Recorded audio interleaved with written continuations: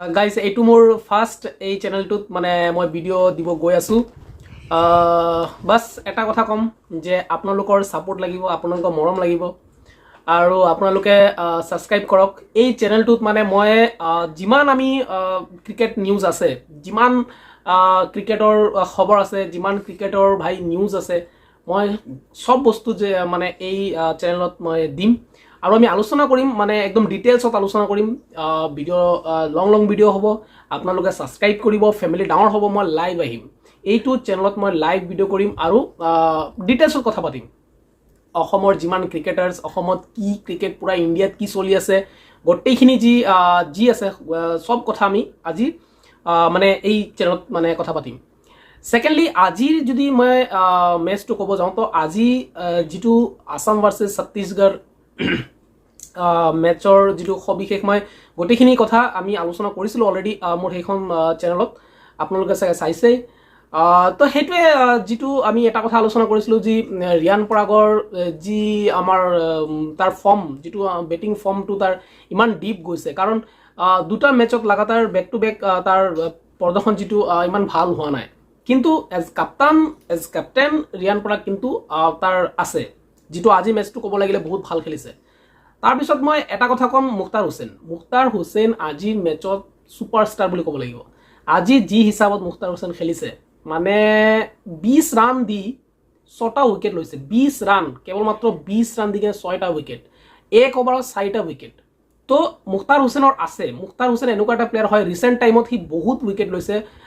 Recent আপুনি যদি Ranji trophy বুলি কয়, তাৰ আগতেও ডমেষ্টিক মেচত, মানে ইফালে যদি বেটিঙত মই ৰিয়ান পৰাগৰ কথা কওঁ, তেতিয়াহ'লে বলাৰত ক'ব লাগিব মুখতাৰ হুছেইন। অসমত যদি বলাৰ কোনোবা এজনৰ নাম হয়, মুখতাৰ হুছেইনৰ নামটো আহিবই। যেনেকুৱা ৰিয়ান পৰাগ এজ বেটছমেন আহে, তেনেকুৱা এজ বলাৰ মুখতাৰ হুছেইনৰ নাম ল'ব লাগিব। আজি মুখতাৰ হুছেইনে ছত্তীশগড়ক মানে ক'ব পাৰে যে মানে কমৰ ভাঙি দিছে।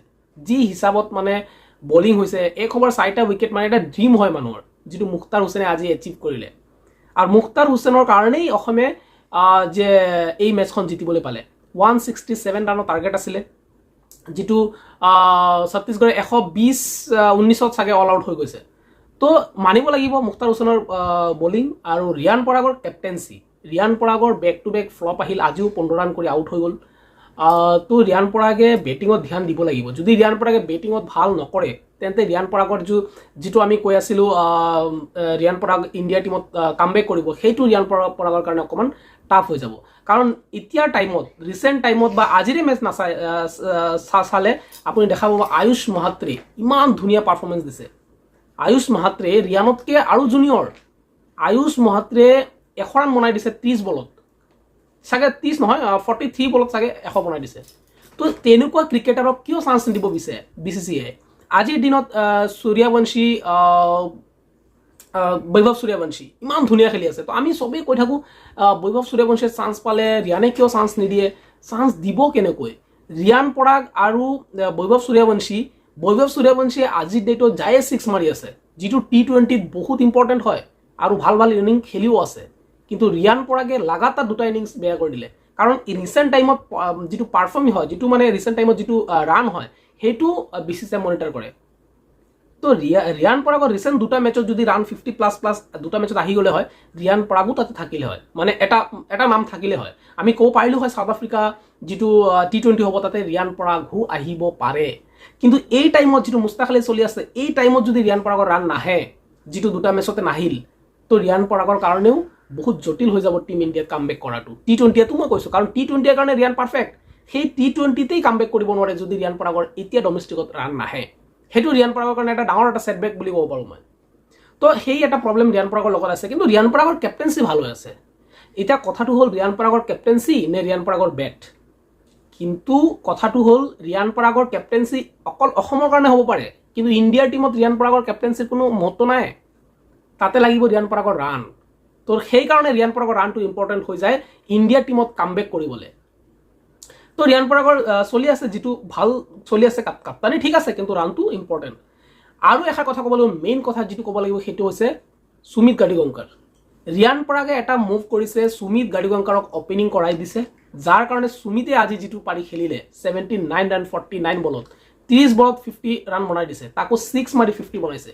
তো সুমিত গাড়ীকংকৰ যিটো কৰিছে সেইটো কিন্তু বহুতে ভাল কৰিছে, কাৰণ সি অপেনিং নাহে, ইয়াৰ জেগাত মুছাৰফ আহে, কিন্তু সি মুছাৰফ পাৰভেজ আহে, কিন্তু তাৰ জেগাত সুমিতে আহি গ'ল।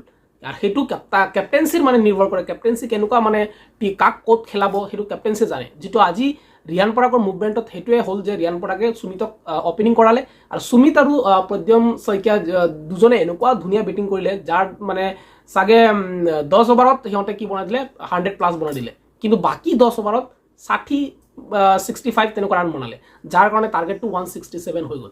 নহ'লে টাৰ্গেট 200+ হ'ব লাগিছিল, 10 অভাৰত 100 মানে আৰু 10 অভাৰত 100 হ'ব লাগিছিল, কিন্তু সেইটো নহ'লগৈ।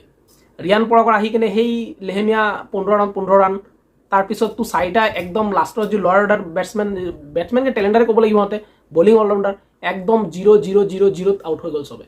তো প্ৰথমত দুখাৰ কালি এটাই কথা ক'ব লাগিব, সুমিত গাড়ীকংকৰ, প্ৰদ্যুমন শইকীয়া আৰু এইফালে হৈ গ'ল নিহাৰ ডেকা, সেই তিনিজনেহে যে অকণমান ৰান বনালে, বাকী কোনেও ৰান বনোৱায়। কিন্তু তথাপিও যিটো অসম জিকি গ'ল কাৰণ হ'ল মুখতাৰ হুছেইনৰ বলিঙৰ কাৰণে আজি অসম টেবুলত 2টা পইণ্ট পাই গ'ল। তো সেইটোৱে ভাল লাগিল।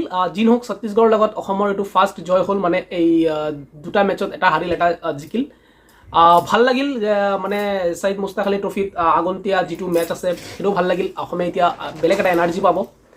তো সেইষাৰ কথাই ক'লোঁ। এতিয়া আপোনালোকৰ এটাই কথা, আপোনালোকে নতুন চেনেল হয়, আপোনালোকে ছাবস্ক্ৰাইব কৰিব, বেল আইকনটো টিপি দিব, আৰু ভিডিঅ' লগত থাকিব, কমেণ্ট কৰিব, লাইক কৰিব, মই ছাবস্ক্ৰাইব কৰক। বাকী সেইটোৱে, থেংক ইউ, ধন্যবাদ।